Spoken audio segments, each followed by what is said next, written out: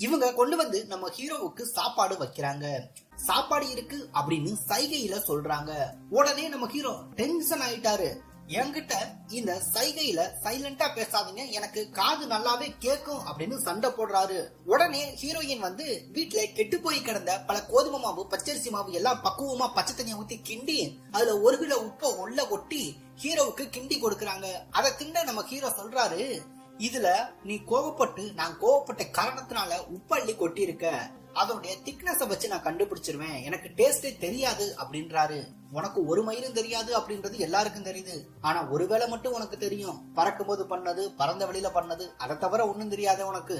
அடுத்து hero heroine கிட்ட சொல்றாரு, உனக்கு என் மேல கோவம் வந்துச்சு அப்படின்னா இப்படி சால்ட் அள்ளி போடாத, ஒரே போடு, நெஞ்சில போடு, நான் போயிருவேன் அப்படின்றாரு. அடே நீ நெஞ்சில போட்டாலும் போக மாட்டாடா, உன்னெல்லாம் இஞ்சில போடணும், அப்பதான் போவ.